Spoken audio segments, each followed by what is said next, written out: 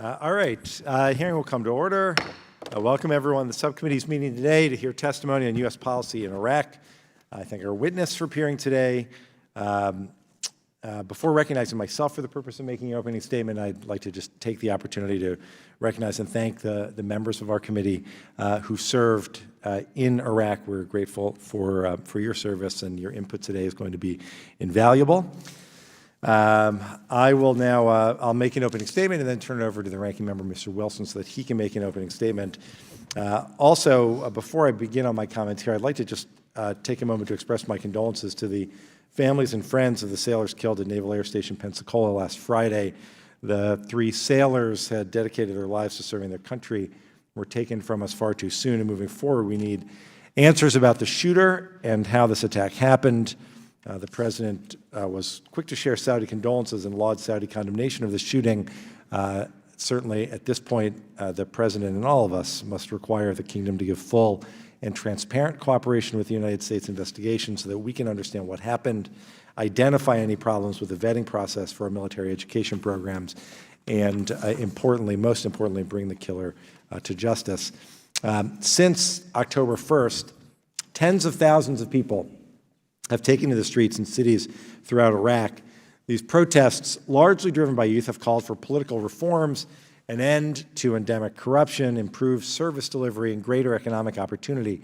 Reassuringly, the demonstrators have echoed unifying patriotic themes and explicitly rejected the sectarian divisions that have plagued the recent history of Iraq.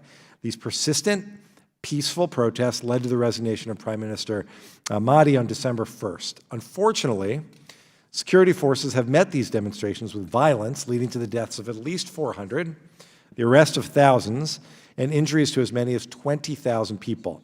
Iraqi authorities have also suspended multiple media outlets, including Al-Hurrat TV. They've closed others.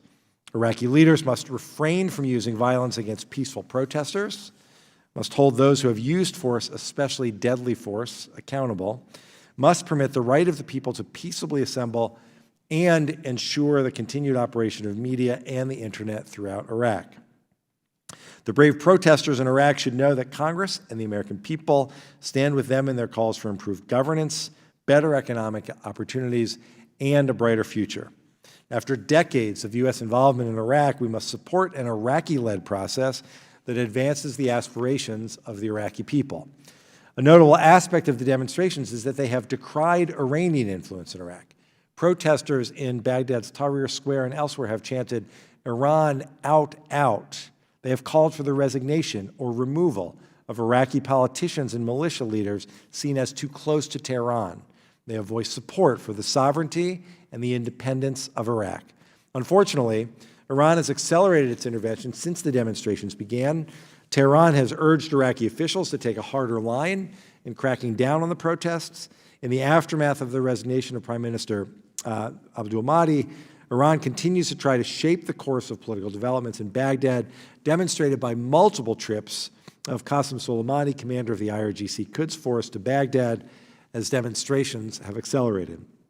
Iranian meddling is hindering the emergence of a peaceful, independent, prosperous Iraq, just as it has undermined the sovereignty and stability of Lebanon, Syria, and Yemen. In recent weeks, the New York Times has reported on hundreds of leaked intelligence reports that demonstrate the extent of Iranian influence in Baghdad.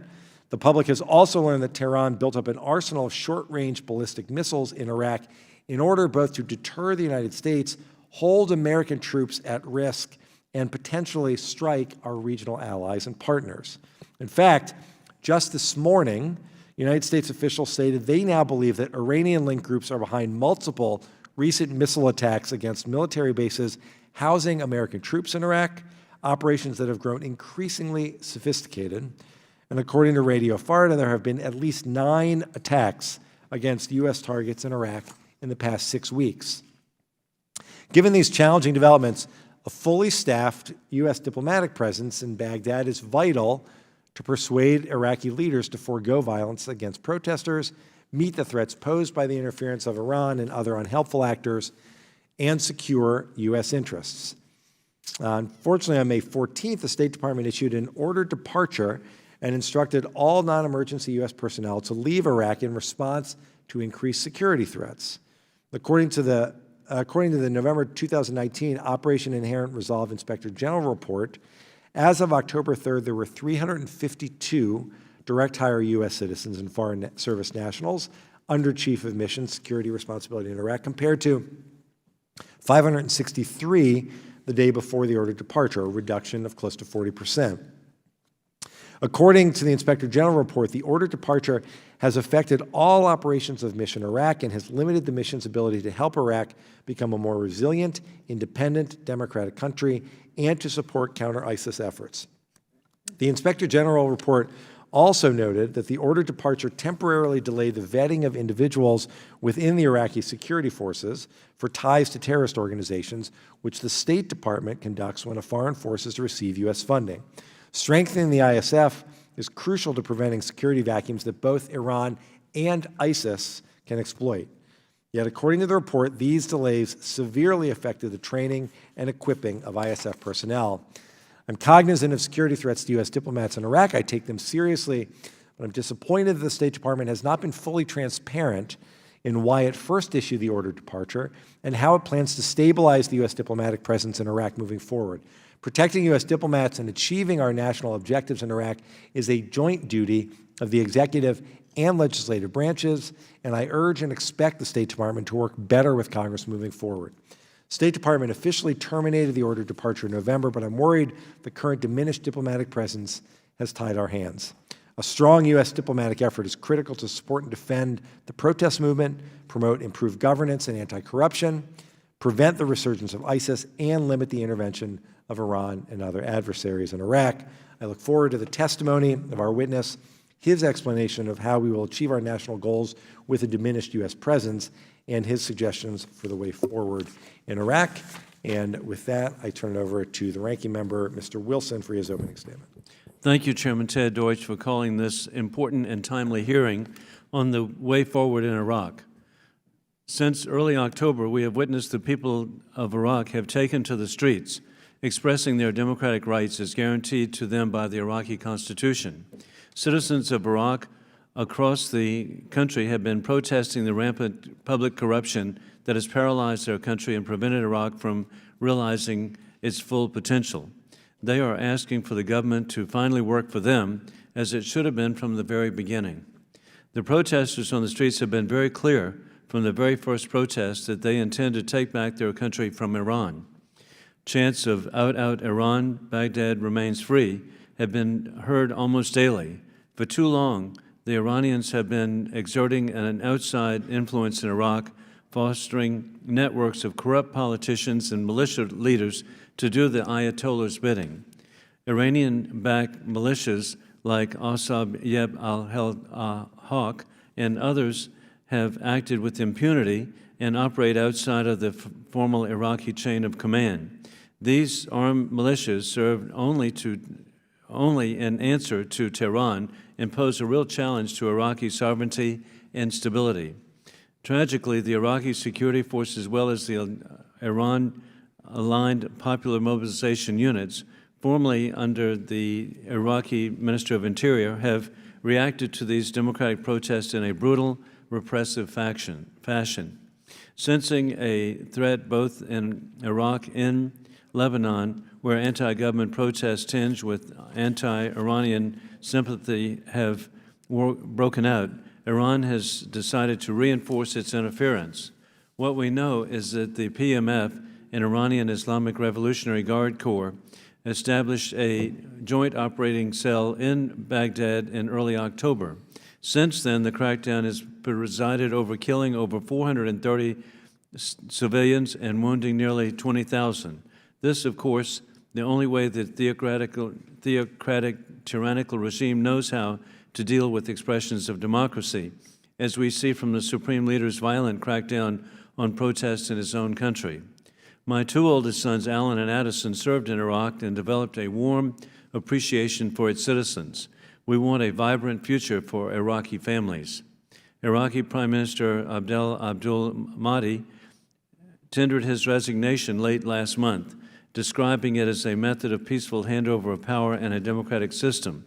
But a new Iraqi government may be hard to form and would likely be just as corrupt and beholden to Iran as the current one. At any rate, it does not appear that the protesters in the streets of Iraq are satisfied by this announcement. The United States must make it a priority to stand for human rights, accountability, and meaningful government reform in Iraq. We have been handed, in my opinion, a golden opportunity in which the people of Iraq have stood organically against corruption and Iranian influence. We must seize the moment. That is why my colleague, Representative Tom Malinowski, and I have introduced H.R. 5276, the Iraq Human Rights and Accountability Act of 2019.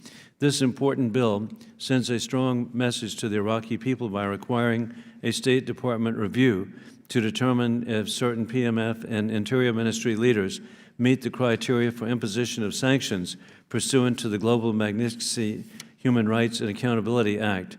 I was grateful to see that the Trump administration moved last week to impose human rights sanctions on 3 PMF leaders, including 2 mentioned in the legislation.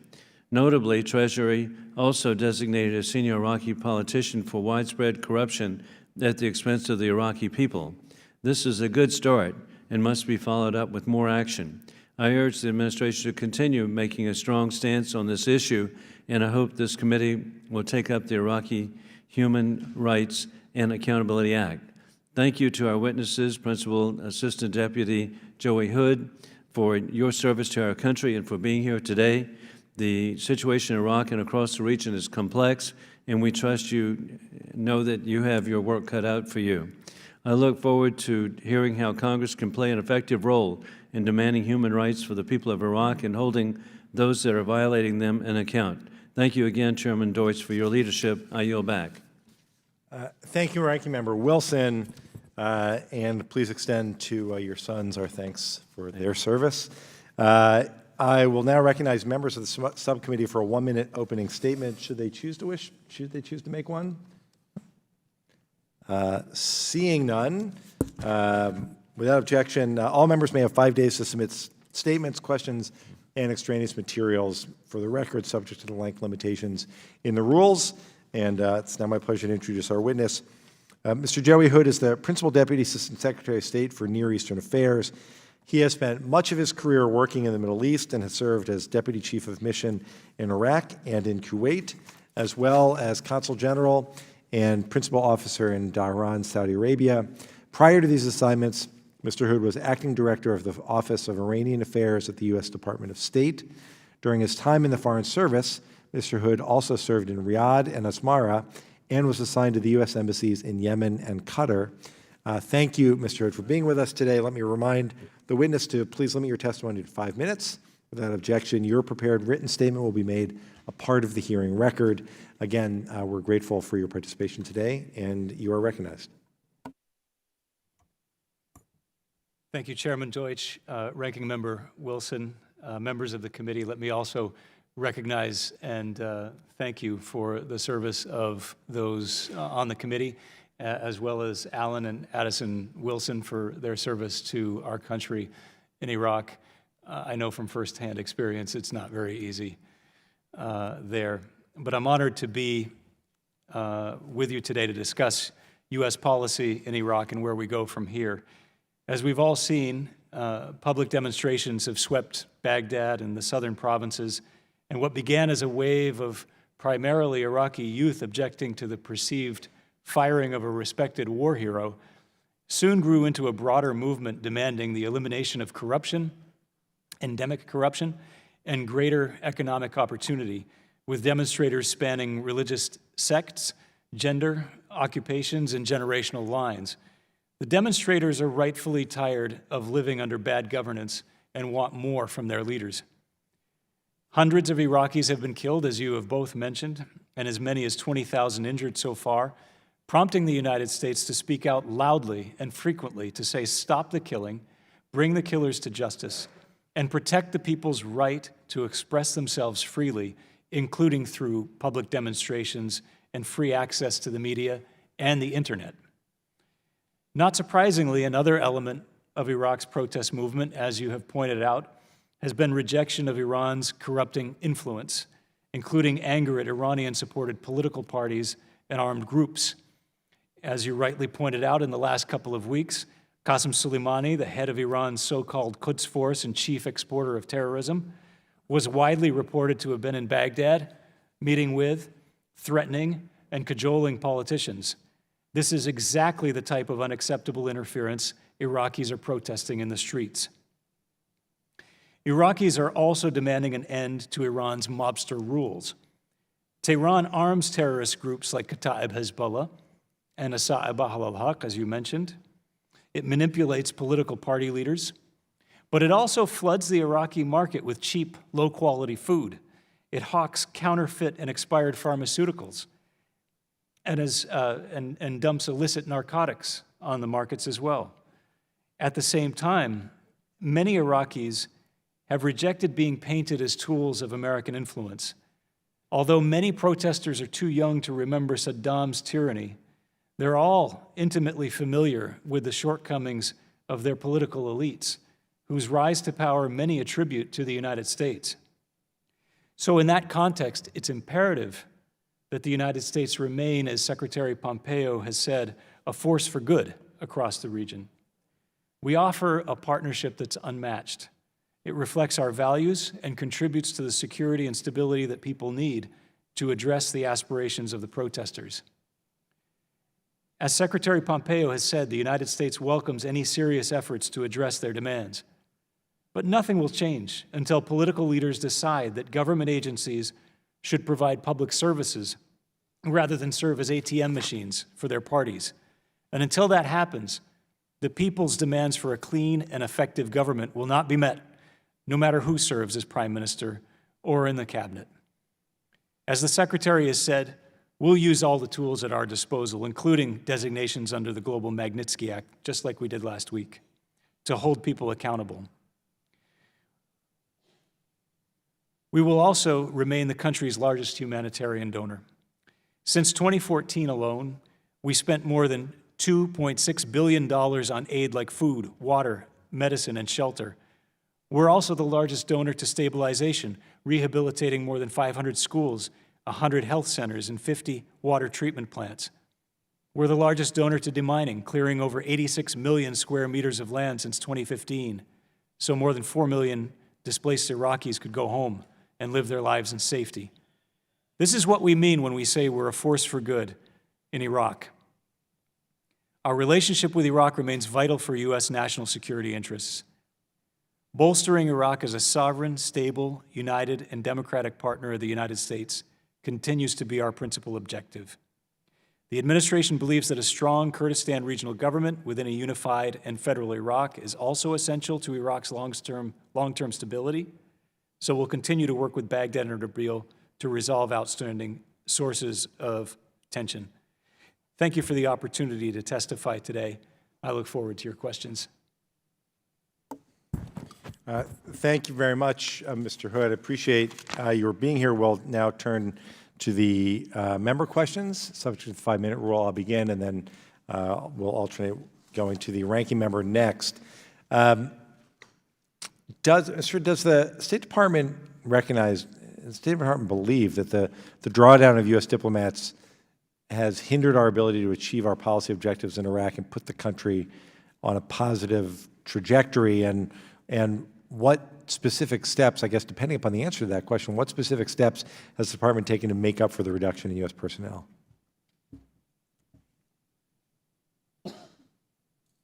Thank you for the question, Mr. Chairman. The short answer is no. We don't believe that the change in staffing levels has hindered our abilities to do our jobs there. And in fact, when we went on order departure in the middle of May, it was due to credible, new, and very serious threats. And so when any post goes on order departure, there is a large reduction in staff for a temporary period of time. So in this case, it went until the beginning of November, as you mentioned. And during that time, between middle May and the beginning of November, we continued to take a serious look at our staff, a look that had begun many months before, to decide what the minimal level of staffing was required to achieve our objectives as set out by the President's national security strategy for Iraq. And that's the level that we implemented after the lifting of ordered departure, something that we have consulted with congressional staff on, and we formally notified the Congress of recently. I am very willing and available to come and talk in a classified session about specific numbers. We don't tend to get into those discussions for security reasons in an open setting, but I would also urge you to visit as soon as you can so that you can see for yourselves the great job that Ambassador Tuller and his team are doing. By any measure, in terms of cables written, in terms of meetings conducted, in terms of advocacy conducted, in terms of visits to locations off of the embassy compound, we see this team being incredibly effective at getting the job done. I appreciate the offer, Mr. Hood, and I think we'll take you up on the opportunity to have a full discussion in the appropriate setting. In a November 30th statement, protesters in 10 Iraqi provinces listed 7 demands, including ongoing protests until parties disappear and the quota system ends, amendment of the Constitution, a fair electoral law, and a new electoral commission, early elections under UN supervision, and accountability for all those implicated in killing protesters. What's the State Department's opinion of these demands, and how is the State Department working to move forward to help ensure that they're met? Well, Mr. Chairman, I think we need to be careful because one of the unique features of this movement is that it doesn't have defined leadership. So there isn't a revolutionary committee or coordinating committee that can issue statements on behalf of all the thousands of people in the street. That said, our embassy team is in contact with civil society organizations, with a broad range of people from academia and from the media and all across Iraqi society. And the demands that we're hearing from them, as well as from people in the streets, are demands that we've been hearing for quite a while, which is an end to endemic corruption, elected representatives who actually represent the will of the people, and not just the same faces year in and year out, no matter what the election results are. So you now see the Council of Representatives taking up new legislation for electoral reform. We certainly applaud that. The United Nations Assistance Mission to Iraq is providing advice and assistance. That's part of their mandate, and we think that that's essential for there to be real change. But as I said in my opening remarks, if the political leaders, not just those who are elected, but the political party leaders, if they don't fundamentally accept that change is necessary and vital, then nothing is going to be different, no matter what faces they put. How best, Mr. Hood, how best can they exhibit their understanding of that? What would be the most significant step they could take? I think electoral reform is obviously important, but there are other measures. We say that this is up to the Iraqis to decide how they want to move forward and how they meet the demands of their own people. But what we say is we've got a hand that we're putting out to you.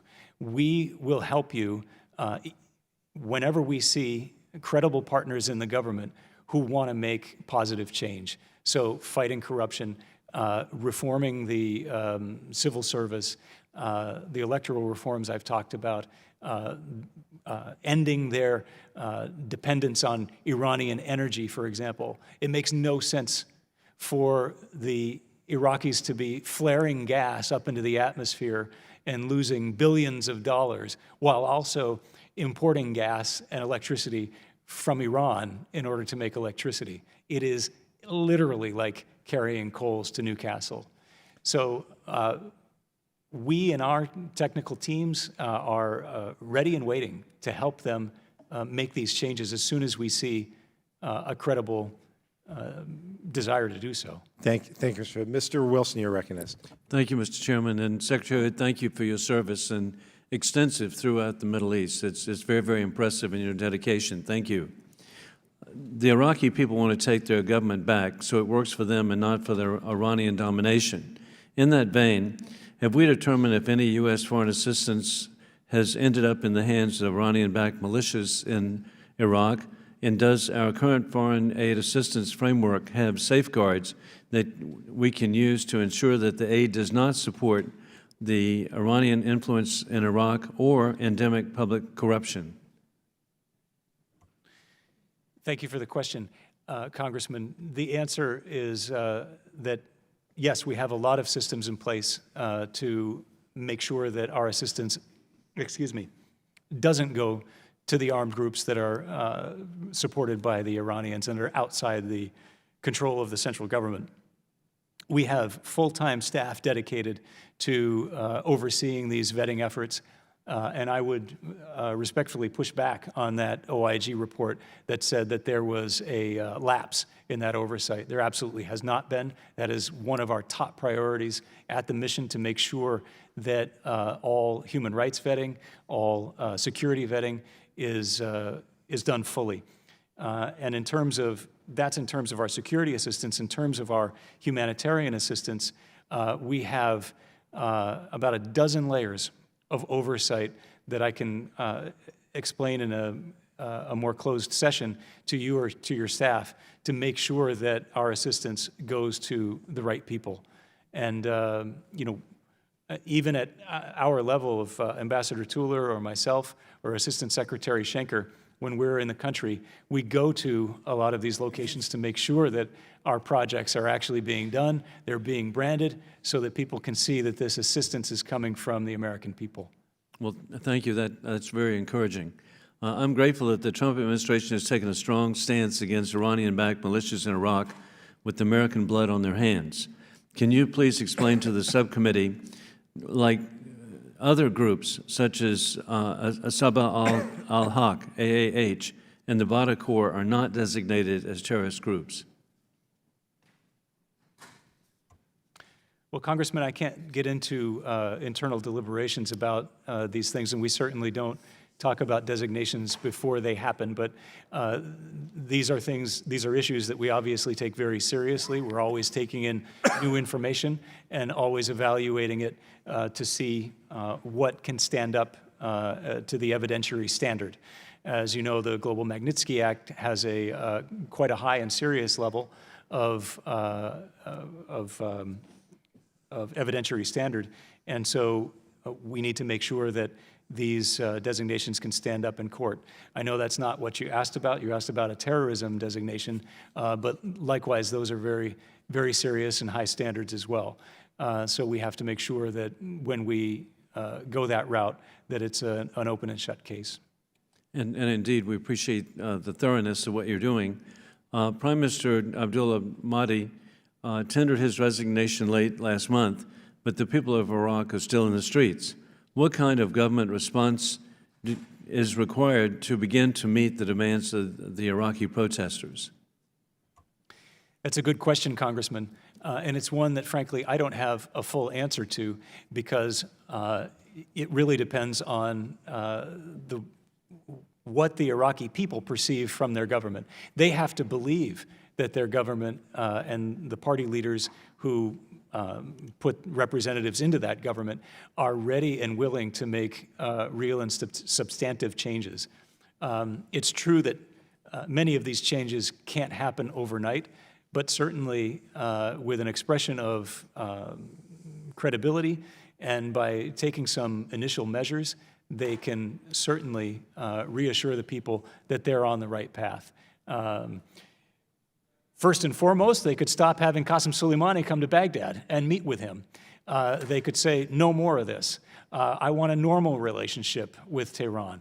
I want to have normal bilateral trade. I want to have tourism. I want to have normal relationships. That means maybe talking to the Iranian ambassador and not talking to a special forces commander about politics. They could start with that very visibly. They could also start by issuing clean contracts to reputable companies from Iraq and from around the world. The people know corruption and Iranian involvement when they see it. And I think they would also see it if their government and their leaders started pushing back on it. And thank you again for your extraordinary diplomatic service. I yield back. Thank you, Mr. Wilson. Mr. Malinowski, you're recognized. Thank you, Mr. Chairman, Mr. Hood. I'm actually going to begin off topic just for a second to follow up on Chairman's reference to the horrible shooting in Saudi Arabia. And I want to ask you, as an NEA representative here today, about a specific aspect of that, and that is vetting of Saudi officers under the Leahy Law. You may not be able to give me a detailed answer today, but I am curious to know whether this particular officer had been vetted under the Leahy Law. Why do we have Saudi airmen training in the United States, given the widespread commission of human rights abuses by the Saudi Air Force in the conduct of its air operations in Yemen? Have we de-vetted? Have we denied training opportunities to any Saudis under the Leahy Law as a result of their conduct in Yemen? I think this whole tragic incident has cast a light on this program, and that's something that immediately leapt to my mind. And would appreciate it if you have anything to say now, but would also appreciate it if you guys could come back to us with more detailed answers to those questions. Thank you, Congressman. There are some aspects of it that I can answer now and some that I'll have to take back to get more information. But our hearts go out to the victims and their families of this terrible tragedy in Pensacola. The killer is dead, and so there's no more information that we can get from him, but we certainly, I know that the authorities are following up with a number of his classmates and others to get to the bottom of what happened and why. I can say with confidence that we fully implement the Leahy Law. I don't know exactly what level of scrutiny this individual underwent or his unit, but I can say with confidence that the Leahy Law was applied. I will get back to you on the questions, the other questions that you asked about, but I will say in general that the International Military Education Training Program is one of our crown jewels of exchange programs around the world.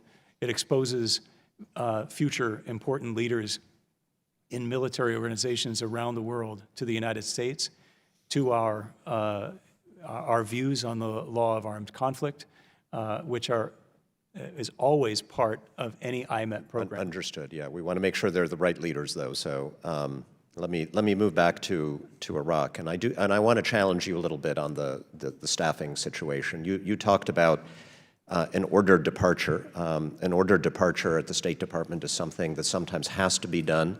It is never something that anybody wants to be done, because we generally believe our people should remain in place because they're doing important work. I'm not sure if I find credible the explanation that following an ordered departure, coincidentally, the department decided that it didn't need those people there in the first place. So I'm wondering, is that really what you're suggesting, that you after this review, you decided that we actually did not need those people doing that work? And if not, then why aren't we sending them back? Did we not need a consulate in Basra, for example? Is this what the department has decided thanks to this ordered departure? We're not going to have a consulate in Basra now, is that correct? Well, Congressman, let me take it back a number of months. The suspension of operations in Basra happened in the fall of 2018. The ordered departure happened in May of 2019. And you're absolutely right in what you say, that no diplomat ever wants to implement ordered departure because it feels like a failure. And I felt that very keenly because I was the one in charge of the mission at the time, and I was the one who requested it from Washington. And I did it with a very heavy heart.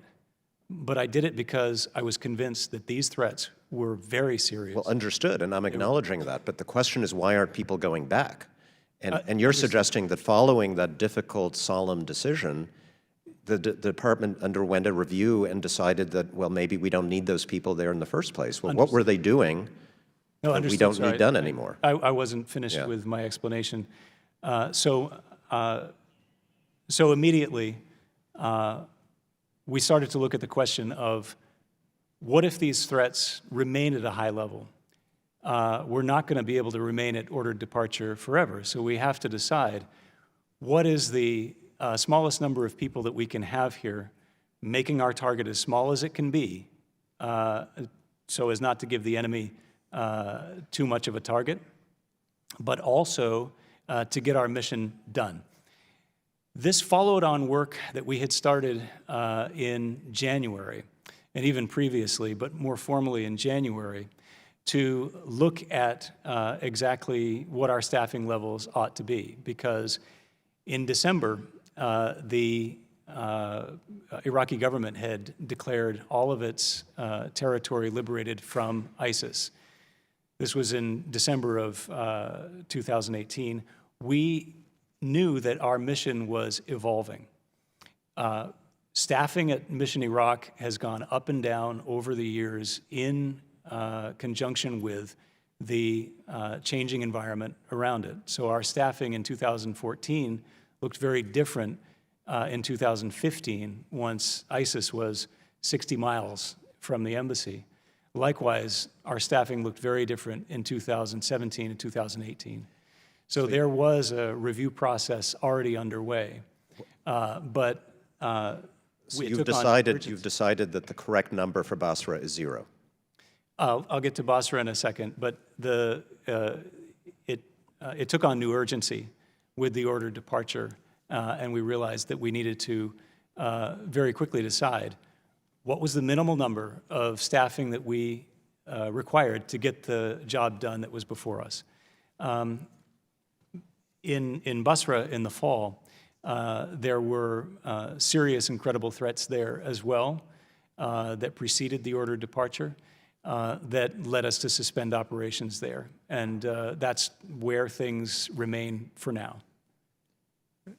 Gentleman yields back. Mr. Kinzinger is recognized for 5 minutes. Thank you, Mr. Chairman, and thank you for being here and your good work for the country. A lot of times our diplomats and diplomatic corps don't get the credit they deserve, and sometimes conflicts averted don't get, it's like stopping a terrorist attack too. You never know it was ever stopped. So I want to thank you for that. Obviously Iran's a huge problem in Iraq. I'm a veteran of that conflict. We operated against, both terrorists and Iranians in Iraq, and we know that a quarter of American soldiers were killed directly or indirectly by Iran. You look at Yemen. Yemen was mentioned earlier. We know why Yemen is destabilized because of Iran. They overthrew a legitimate government. They give no humanitarian aid. They store weapons in cities so that the civilian casualties increase. And somehow they've gotten not a lot of attention for that. But I'm deeply saddened by the instability we see, obviously, across Iraq. Over the past 3 months, these protests have claimed more than 400 lives, as we expect, maybe, and injured definitely thousands more. It's led primarily by nationalistic sentiments, and the protesters are voicing their anger with Iranian influence and interference. Last year, I introduced the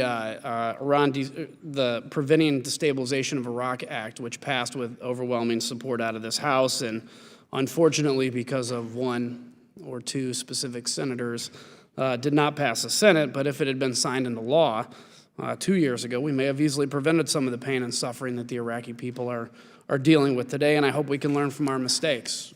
Disengaging or using rhetoric about bring everybody home. It's a mistake we made with the end of the Status of Forces Agreement in Iraq. We all know that was extended under President Bush so that the next president could have the courtesy of making a decision whether or not to stay in Iraq, and we didn't, and we see the results of that now, and hopefully that is a mistake we don't make again. But I want to ask you specifically, so ensuring the stability of Iraq is key to our national security strategy, and that's where I want to begin. While the parties in Iraq have promised to make much-needed electoral reforms that are being demanded by their citizens, these could fail unless Iranian influence is curtailed. So I'm not suggesting that we cut off Iraq from Iran entirely. I don't think that's feasible. It's a 1,500-mile-long border. But we must work with the authorities in Iraq to push back against Iran's destabilizing actions. So the Ayatollahs through the IRGC have spent a considerable amount of time and resources developing the influence gained in Iraq. Does the IRGC's leadership feel pressure from these protests? And if so, what steps are they taking to shore up their support, and how can we counter that? I believe they do feel pressure from the protests, which is one of the reasons why they deployed Qasem Soleimani so quickly and for such a long period of time. And I think what they're doing now is they're having trouble figuring out how to reinstate the influence that they feel that they're losing. And unfortunately, I think you see it in the form of armed people who are infiltrating the protests, especially at night. Even as we speak, even as I was coming in here, I saw reports of armed men going around and shooting in a particular area. And, you know, if they think they're going to win hearts and minds of the Iraqis with that, they're sadly mistaken. And I think if they believe that they're going to cow the Iraqis into acquiescence, I think they're also mistaken. I think this young generation there is fed up, and they feel that they have nothing to lose.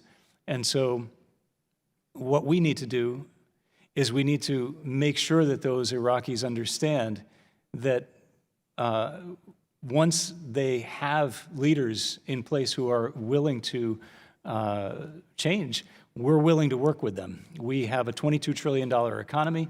We've got amazing businesses that work not on the basis of corruption.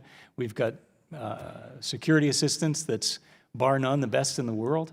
And we've got a very generous public willing to provide humanitarian assistance and all sorts of help. So, and let me just ask you briefly, is there any counter information, any disinformation when you talk about those killings where they're blaming it on somebody that folks are believing, or is it well understood that it's the Iranian security services that are coming in to do this stuff? No, it's well understood that, you know, people refer to the third party as the euphemism, meaning it's not the Iraqi government and it's not the Iraqi people. Now, you do have unfortunately, armed groups that are starting to fight each other. And that is the recipe for disaster. So we know that the protesters have been trying to make an effort recently to make sure that armed infiltrators can't make their way in, but they can only do so much. The Iraqi security forces must protect the people and their right to protest peacefully. That's what we call on them to do, and we think they're capable of doing it. Thank you. I yield back. Thank you, Mr. Kinzinger. Mr. Trone, you're recognized. Thank you. Mr. Hood, thank you for your service. With the Iraqi parliament beginning to select a new prime minister, will the United States work with that new Iraqi prime minister if we believe that Iran has had too much influence on it and is perhaps too close to that individual? Congressman, we will work with anyone willing to make real change in Iraq. You know, it's just possible that the Iranians may think that they've got their candidate in there, but that person may stand up and say, I'm an Iraqi national, I'm an Iraqi patriot, you know, I'm on the side of my people. That's always possible. So we're not going to try to call the horse race now and say, you know, we'll back that one and not this one. We will wait until we see what the Iraqi people decide. And if there is a credible leader willing to put Iraq's interests first, we don't care what his or her name is. We are going to be willing to work with that person to give Iraqis a better future, because that's in our interest. Let's talk about USAID reducing staffing. Again, same theme. They've reduced their staffing by 80% in Iraq, yet they've dramatically increased programming, including a new $100 million stabilization assistance in the Anbar province, a $7 million financial assistance to support ethnic religious minorities. bringing total USAID assistance to $1.16 billion. Why do such significant staffing reductions make sense while programming is increasing, especially when the programming is going to a lot of small, new, untested governmental organizations, and we only have 5 USAID staff left in the entire country? How's that going to work? Well, Congressman, I would respectfully disagree with all the numbers that you put out there. They're not accurate, and I would be willing to come and talk in a closed session about what the numbers actually are, what they were, and what we think they will be moving ahead. But nobody believes in those programs more than I. I was a huge champion of the assistance to Anbar, because I went out to Fallujah and I saw these tribal sheikhs sitting in a huge room like this and saying, yes, we wanted to kill you before, but now we want to be partners with you. And I said, okay, if that's the bargain, we'll be here to help. That's the partnership that we offer. The religious and ethnic minorities, I can't tell you what a feeling it is to be in a half-destroyed monastery and to know that our money is going to restore that from what ISIS tried to do with it. I'm reminded every single day from things like this that I wear. This is the Lord's Prayer in Aramaic. To be sitting in a mass among Chaldean Christians and to hear them recite this prayer in the language of Jesus is just one of the most moving experiences you can have in your lifetime. So no one more than we want to protect those programs and make sure that those people can go home and live their lives in safety. We would never agree to staffing cuts so severe that they would put those programs in jeopardy. Well, if you could get back to the committee and help us get the right numbers, that's what we had. More than 1.5 million individuals remain internally displaced in Iraq, and Iraqi officials have identified $88 billion in recovery needs. How's the U.S. going to be able to help Iraq meet these challenges? And what's the State Department doing to assist the Iraqi government in restoring civil documentation for more than 1 million IDPs, many who lost their identification, confiscated, destroyed by ISIS, and it cannot access, vital health care and education services without it? How can we help? Those are good questions, Congressman, because we have a lot to offer in that regard. For the reconstruction needs of the country, of course, we don't rebuild countries. We do provide stabilization so that there's water and electricity and those essential services so that then businesses can come in and do their work. Iraq is a middle-income country. They're one of the largest oil producers in the world. They don't need, nor should they want, our aid money to provide reconstruction. They should be ready and willing to hire competent, clean companies to do that. Unfortunately, we're not seeing that just yet for many of the reasons that we talked about here earlier. There is endemic corruption that is preventing this from taking place. But our companies are ready. We are there advocating for them. They just need a good, reliable partner in the Iraqi government. And I know that that's true for other governments as well. In Kuwait, we, with other governments, provided investment guarantees and loan guarantees of more than $30 billion for these reconstruction efforts. Almost none of it has been taken advantage of because the government has so far not been willing to come forward and fund projects that our companies would be willing to go in for. Thank you very much. Thank you. Thank you. Mr. Vargas, you're recognized. Thank you very much, Mr. Chair. And again, thank you for holding this hearing, and the ranking member, thank you. Mr. Hood, again, thank you for your service. I appreciate it. We all do, as was stated earlier.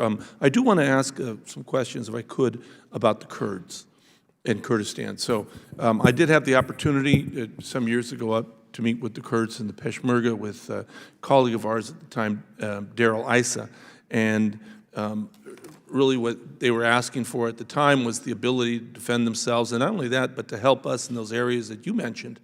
Interestingly, it was very moving to hear you talk about Jesus and the Lord's Prayer in Aramaic. We in San Diego have a number of Chaldeans that have moved to San Diego, and they've of course, become wonderful citizens, and most of them live a little outside of my district, but I have relationships with them because I have been to Iraq a few times now. But how are things going there? When I went there to Erbil, it was interesting to me to see how hardworking the people were, and even within that very difficult situation of the fights, they were doing quite well. You saw cranes everywhere, and there was still a lot of optimism. Even though the fighting, we could see literally the fires from where we were, the smoke at least, not the fires. What is happening there right now? If you could give us some information.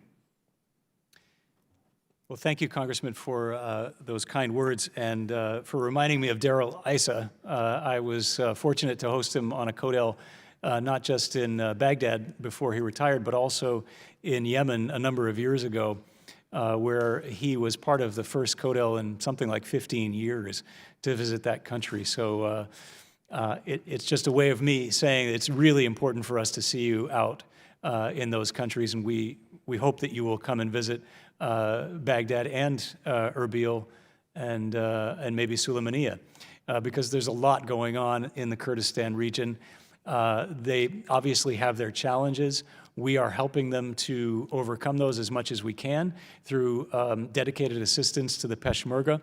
We're trying to help them convert those from party militias into combined forces that are responsive to their central government, to their regional government, and to the central government.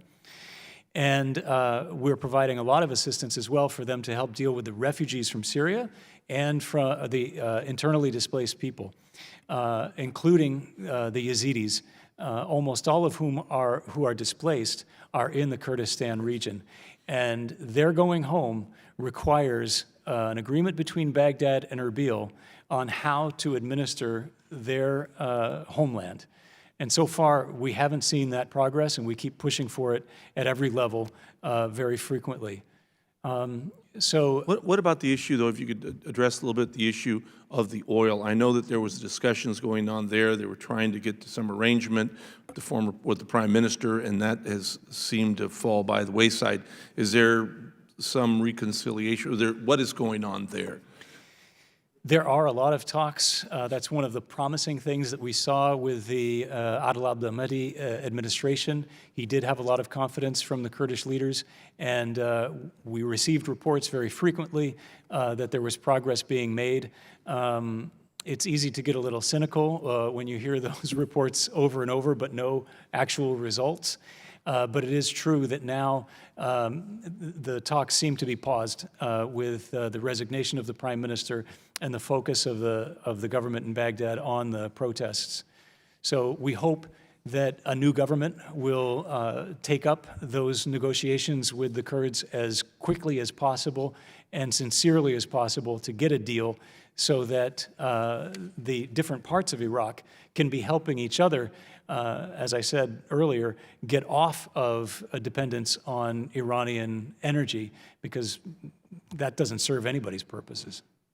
I appreciate that. Well, again, I hope and wish the best, and obviously we want to see the transition from this government to something else to be successful, but I guess like many of my colleagues, I'm very afraid of the influence that Iran has now, and that I think is very, very problematic, especially up in the, what I would call the Nineveh Plain, for lack of a better biblical term, but that area is important for Chaldeans and for Christians. Yeah. And again, I wish you the best. Yazidis as well. Thank you. Thank you. I yield back. Thank you, Mr. Vargas. Mr. Keating, would you like to be recognized? You're recognized for 5 minutes. Thank you, Mr. Chairman. I hope I'm not covering old ground, but I was just curious. You know, the protests are centering about many issues, the influence of Iran being one, but also the economic conditions and the fact that young people don't have a lot of opportunity or hope.